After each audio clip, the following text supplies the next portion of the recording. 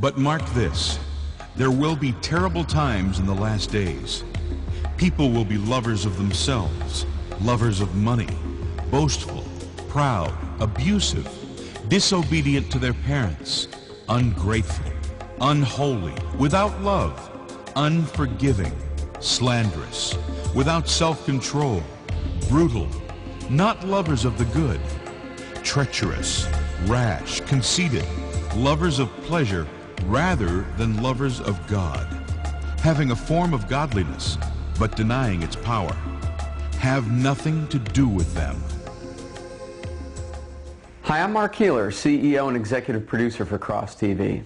I'd like to take this opportunity to forewarn you, to brace yourself, because what you're about to see is hardcore truth.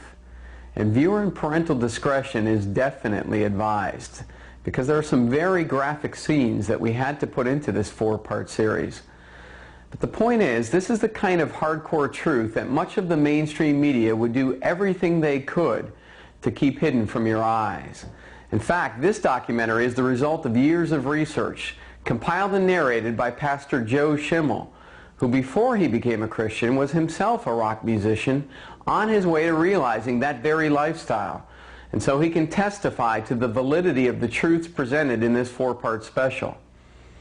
You won't be seeing this information anytime soon on MTV, VH1, 2020, or even 60 Minutes, because we're going to go behind the scenes and examine the true history of rock and roll in many of secular music's most popular artists.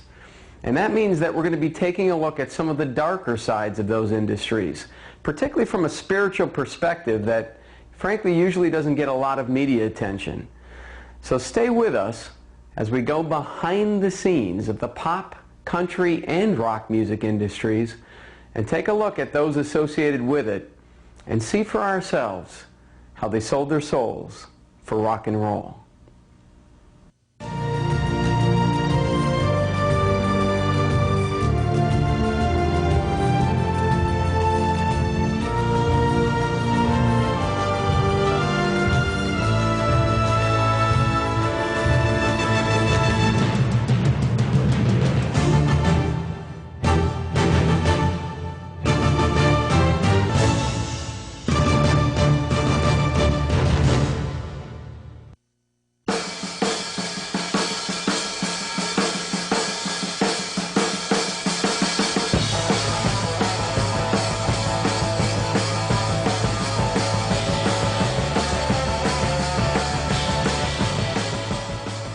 Neil Young once wrote a song about the true meaning of rock and roll. It goes like this: hey, hey, my, rock and roll will never die. There's more to the picture than meets the eye. Well, that's exactly what this rockumentary is about. It's about those parts of the picture that don't meet the eye at first glance. But once they're brought into focus, you start to see the whole picture. A picture that the closer you look, the darker and darker it gets.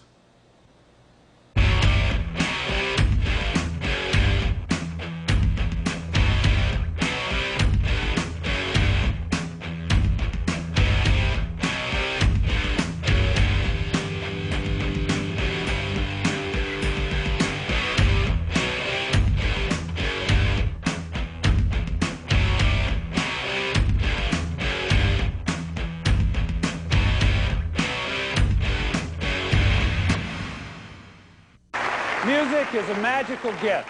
At the Grammys, subsequent to the Columbine Massacre, after giving out awards to rock and rap artists promoting violence, Michael Green, the president of the Recording Academy, made the following hypocritical statement. Green claimed that music can be used as a solution for violence, but was never the cause. And let's not forget that the arts are a compelling solution to teen violence. They're certainly not the cause of it. Is that true? Is it possible that music can, on the one hand, solve teen violence and, on the other hand, not be capable of causing that same violence? Well, let's take a close look at the facts, and then you'll be able to make an informed judgment for yourself. Let's start by going back in time a few years to 1999, to what was, at the time, a typical Midwestern high school. A high school that, in a single day, was ripped from relative anonymity onto the front pages and headlines of national newscasts all over the country. Because it was the day Eric Harris and Dylan Klebold went on a killing rampage, slaughtering in cold blood 15 students in those terrifying hours. Good evening, everyone. The reaction of so many people today was, oh no, not again, another high school. The guy at a table right next to me and her, and they just shot him. Our schools are turning into killing fields. And after 8 school shootings in 2 years, many wonder, how could it happen again? Why is this happening? One of the answers to the question why has been right under our noses all along. While there were various influences in Klebold and Harris's lives, none of those influences were so treasured as their music. Here we see Dylan Klebold with one of their favorite band's names emblazoned across his shirt. KMFDM are an acrostic for the German words that mean no pity for the masses. This is exactly what Klebold and Harris displayed on April 20th at the Columbine Massacre. Drawings of Satan, demons, and bombs were displayed throughout Eric Harris's website.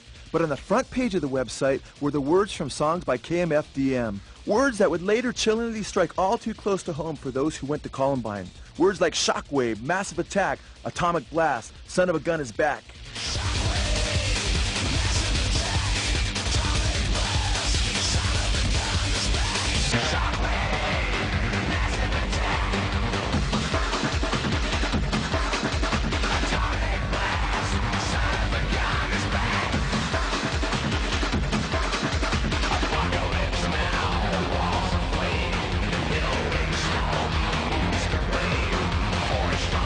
Why is this happening? Why is this happening? They're certainly not the cause of, not the cause of.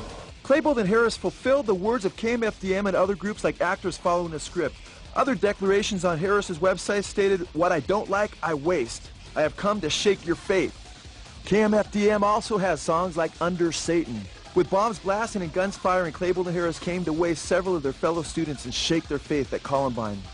In one KMFDM song, they state, "Our records have stickers with a warning, because they're no good for kids. KMFDM forwards the ultimate sound, and a message from Satan if you turn it around." Rolling Stone magazine understood the incredible power of music to influence people and culture, declaring, quote, "A song or an album can change your life. A great concert will change it on the spot." Sadly, when it was all over, Klebold and Harris had changed the lives of 12 students and 1 teacher by killing them and changing the lives of several others forever. Klebold and Harris sought to conclude the nightmare at Columbine by blowing themselves to hell with their shotguns, words also found in KMFDM's music. If I had a shotgun, I'd blow myself to hell. An atrocious act that they perhaps believed would make their rock gods, KMFDM, proud of them. And if I had a shotgun, I'd blow myself to hell. Why is this happening? Why is this happening? They're certainly not the cause of, not the cause of.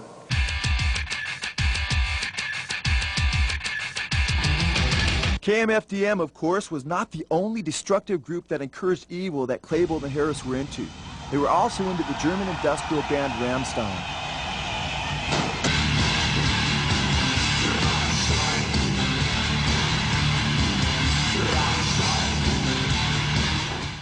Two members of Rammstein were thrown into jail after simulating male anal sex with an erupting phallus on stage. After being confronted with the news that 2 of their fans, Klebold and Harris, had murdered several people in the schoolyard, the MTV News Gallery reported that Rammstein defended their lyrics by stating that there were no, quote, lyrical content that could have possibly influenced such behavior. They declared that their music was all about love in all of its shapes and variations. You be the judge. What you are now seeing is a song called Weisses Fleisch, all about not love, but about going into the schoolyard and killing other people.